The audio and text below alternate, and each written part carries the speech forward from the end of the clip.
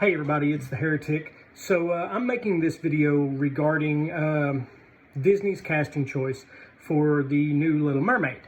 The first thing I want to address is a completely and absolutely stupid ass argument that I keep hearing. I'm sick of hearing it because it reeks of your left-wing bullshit, and we're going to address your left-wing bullshit and the argument you're making.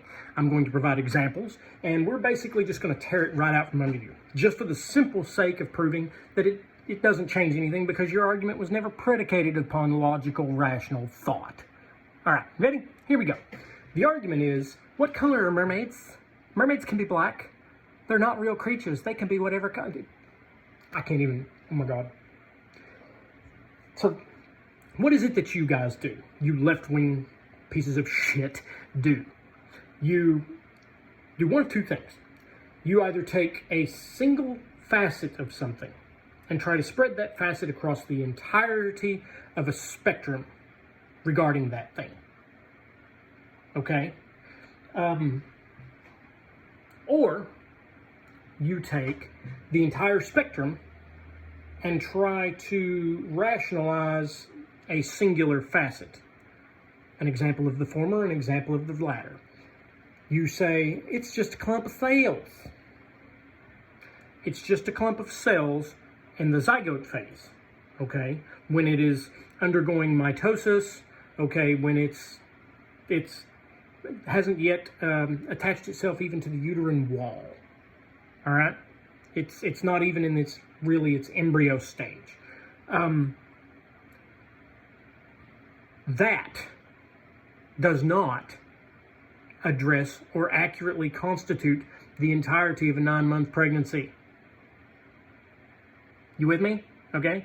In fact, it's just a clump of cells, stops being the case after 1, maybe 2 weeks, and then it is no longer just a clump of cells in the sense of having no definitive shape or structure. Okay?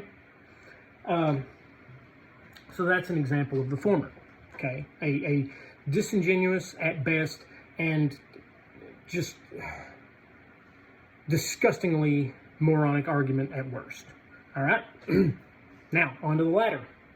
What you're doing here. What color are mermaids? We're not talking about mermaids, you imbecilic halfwit. We're not talking about mermaids. We're talking about Ariel, a specific mermaid. Let's assess that dynamic, okay? What color are British people? We're not talking about British people. We're talking about Queen Elizabeth II, who ruled from X to Y. We're talking about a very specific person. What color was she, okay? What color are basketball players? We're not talking about basketball players. We're talking about Michael Jordan. What color are people named Michael Jordan? We're talking about number 23, Michael Jordan, who played for the Chicago Bulls. Okay? All right? He was black. If you try to portray him as a white man in a movie, no, absolutely not. We would all, every single person would take issue with it. Why? He's not black. He's supposed to be black. Hedgehogs. What color are hedgehogs? What color are hedgehogs? Well, in real life, a real-life hedgehog is, they're generally brown. They can be white with albinoism. They can be black. Hedgehogs have all kinds of color. Well, what if you wanted to make one, what if you wanted to make a fictionalized hedgehog who ran really fast and occasionally would spin and, cut through stuff with spikes on his back and, stuff like that? What color would he be? Well, he could be whatever color you wanted him to be until you made something about him, till you made one named Sonic the Hedgehog. He's blue. Sonic is blue. And if you try to make him orange or purple or brown or black or white, it's not Sonic. Sonic's blue. What color are elves? I suppose they could be all kinds of colors. I suppose they could be. Although the premise of a very homogeneous ethnic structure just blows you people's minds. I guess you've never heard of the Japanese or any of these other global groups worldwide, okay, where you had a singular kingdom of people who didn't really intermingle with one another, and as such stayed very ethnically homogenous. But you know what? They're fictional. We're making them up. They can be whatever color they want, right? Except once the author of the story, the story, has defined Legolas or Gimli or you know, any of the other characters whose names, Gandalf, any of them whose names escape me at the moment, as being a specific ethnicity, or you have presented them in a specific ethnicity, that's what they are. That's what they are. You can't just pick up and change the character, okay? You can change some things about them. Their hair was dark black. Now it's kind of a light black. You can change certain things. But when you try to keep everything else accurate and you just change the race of the character, that's a problem, especially if that character's race was very clearly defined or their ethnicity is very clearly defined. Okay? It would be like trying to continue that 70s show and in the modern era, take it into that 90s show, okay? And you're using all the same characters except Fez is now a white boy. Nope. Sorry, that doesn't work. Guys, this works. This is literally in every single example. What color are mutants? Huh? What color are mutants? Well, mutants could be any color, I suppose. What color were the X-Men? Well, I suppose they could be any color. Okay, but Wolverine is a white boy from Canada. Okay? He's white. Jean Grey, another great example. She specifically is a white redhead. Mutants, this is the banal bullshit you left-wing jackasses try to do. You try to go, well, X-Men can be, we're not talking about X-Men, we're talking about a very specific person. Okay?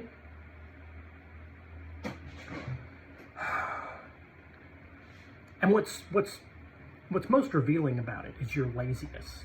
Your laziness is what betrays you. Your laziness is what betrays your intentions here. Okay? Because there are plenty of instances where a character was of a specific ethnicity, a specific race, and they race swapped. Okay? But they did it well. You see, they weren't just trying to, they weren't making this decision, they weren't making this transition to satisfy some ridiculous, disgustingly absurd moral position or social virtue, you clowns. No.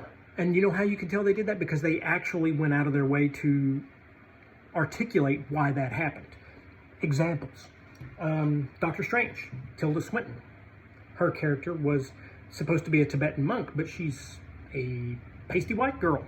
How'd that happen? Well, they take just one, maybe two lines in the movie to explain that she's actually Celtic, and she's very old, and she came from here to there, and now she's here, and she's, you know, that's how that happened. Sure, okay. Gyllenhaal in Prince of Persia. He's supposed to be a Persian. Why is he white? Well, they took a second and explained, yes, he's not Persian. He's not portraying a Persian. Okay? Weak, but they still did it. Okay? And that satisfies your examples of, well, sometimes the best actor, or they're looking for, you know, star power or circumstances, yeah, but they still take a second to explain it.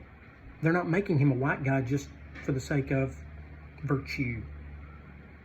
All right? Then guys, we can do this. Probably one of the best examples of it that I've ever seen in cinema. And I didn't really care for the show. It was a good show. They just beat you over the head with their silly political pandering and virtue signaling. But they did this extremely well. This is a spoiler for the TV series of Watchmen. If you've never seen it, I recommend you watch it. There's parts of it and facets of it that are irritating, but overall it's an extremely good show. Dr. Manhattan in the show is black. He's a black guy. He takes on a human form and he's black. He was originally white. What happened? Well, first of all, he's, for all points and purposes, a god. He can assume whatever form he wants. Black, white, Asian, male, female, lizard, bird. The guy can do whatever he wants, okay? They explain not only why he did what he did, but they show, oh no, he did this. They go out of their way, okay? But that's not, to me, that's not their best example of it. Their best example of it is in, I think it's the Velvet Hood, the Scarlet, something. It's the guy with the hood. In the Watchmen movie, he's the guy that beats up the comedian when he catches him assaulting someone. Okay? According to the canon storyline, he's white. If you look in the Watchmen movie, he's white and he has a Russian accent. Oh, but wait. No. He's actually black. Yeah, turns out he's a black guy. But when they explain why he's a black guy doing what he does, it's beautiful. It's beautiful. And it makes perfect sense. It's completely legitimate.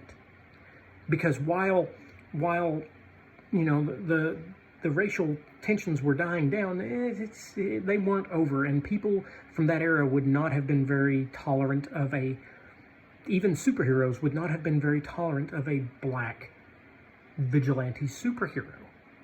So he paints the skin around his eyes that you can see through his mask. He paints it white. He alters his voice when he speaks, if he speaks. He covers his entire body to hide his blackness. There's a lot of opportunity for elaborating on historical context. It leads us to those conversations organically. It's beautiful. It's well done. I love it. I love it. He's also gay. He's a black gay man, which would have been a double whammy in those times. But they do it very well. Love it. Love it. They're not lazy about it. You see? But you guys, you're lazy. You're lazy. And it betrays your true intentions. You expect us to simply accept it. You think you're representing or providing some instance of representation for a racial demographic or whatever your stupid, silly motivations are. And even if that wasn't them, that wasn't what your motivations were, stop crying racism the moment people notice it and they point it out. Like, oh, you're just racist. That's your problem. No. No, we take issue with it because you've fundamentally altered the character. And with The Little Mermaid, you were lazy about it. You didn't have to be. You didn't have to be. Watch this. I'm some Appalachian Mountain white hillbilly who's not a Hollywood writer, who's never written a screenplay, never really even written a song. But watch this. Watch this. Why is she black? Well, under the ocean, when she was a mermaid, she looked like she's supposed to. She's a white, red-headed, mermaid. She fits the story. But you wanted to change something. You know, there are deviations with storytelling and stuff. Yeah, but you didn't really do that from what we've seen so far, did you? Did you? Nah, it's because you're lazy. You're not lazy. You're disingenuous. You're virtue signaling. Here's how easy it would have been. So she's white. She's red-headed. Okay. She goes to make a deal with the sea witch. Now the sea witch, she's been around a while and she gets around. Okay, she has actually walked on land. She has encountered human beings during shipwrecks at sea. Like she's went up and even caused a few of them, playing around with magic, all this other stuff. She's actually had conversations with real, normal land people. Okay, and she understands there's a social dynamic up there where the people that down here, different races are, it's not a deal, but up there it's a very serious issue, ongoing issue. And even if this story is set post-slavery in Europe and the Americas, even if it's set during that time, the racial tensions, the segregation issues, you know, the integrations, all of that had not settled out yet. Okay, we weren't past all of that, like we, with a few exceptions here and there, are today. Okay, so why would the sea witch turn her black? Because she just wanted to be human. Humans are white, they're black, they're brown. Okay, So what did she do? Well, she took her voice as payment for turning her into a human, and then as a double whammy, she also turned her into a black human because she's familiar with the social dynamics, and that would make this white English prince far more inaccessible. Far, far more inaccessible than if she were just a mute white girl. Not only would he not recognize her initially, but there's these social taboo. Okay? And opportunities now, for God's sakes, nobody would have wanted you to beat us over the head with it for the entirety of the movie. But you would have had an opportunity to discuss issues organically, much like they did in The Watchmen. She turns her into a black, mute, human girl. Case dismissed. Case dismissed. Can it irritate you that they're deviating from the story like that? Sure. But, and could we still point out that you're only including a black person for the purpose of your repulsive virtue signaling? Sure. But at least you tried to make a good story out of it. And you didn't want to sit here and cry racism at every turn, which is really what your entire goal is. And the most repulsive thing about it is that you sit here and you look down on people and cry racism from some pathetically tragic, self-imposed intellectual superiority that is actually non-existent. You are not intelligent. You're not. You're not smart. You're not clever. What color are mermaids is actually pretty indicative of your intellectual indigence. You are lacking. You can't even handle complicated dynamics. It's like saying the number 21. It's a 2 and a 1 in that order. And you look at us, you have the audacity to look at us and go, oh, you know, numbers have 0s and 3s and 5s and all kinds of stuff in it. Yeah, that's great. That's great. It's fascinating. We're talking about the number 21. It has a 2 and a 1. Now, could it be represented in different ways? Sure. But not if you were talking about the specific number between 20 and 22. Okay? And you were using a base format. You see where I'm going here? That you would try to sit here and go, no, there's other ways you could present this. That's congratulations, you're making my point. You're making my point. Because you are squirming, baby. Oh, you're squirming. 007. Here, let's just roll through some examples of this real quick for anybody that's hung on through this video this long. 007. 007 is a moniker assigned to a British secret agent. 007 is not white. He is not black. He is British, but even that could be up in the air. And he's not necessarily a he. 007 could be a black... 007 could absolutely be a black British female lesbian trans person. 007 could absolutely be that. James Bond, that's a little different. Still arguable, but it's a little different. It's a specific person. Captain America, he can be black, he can be blue. He can be a man, he can be a woman. Steve Rogers is a blonde-haired, blue-eyed white boy.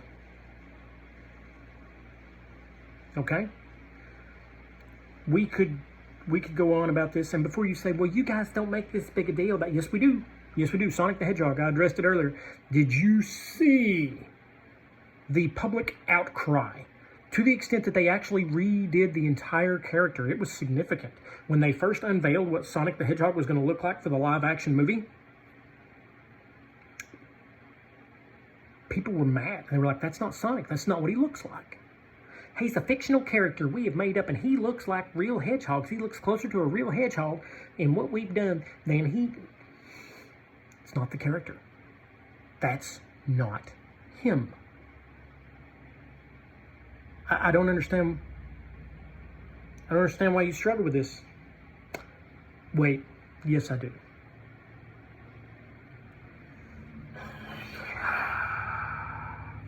Anyway, that's clearly heresy.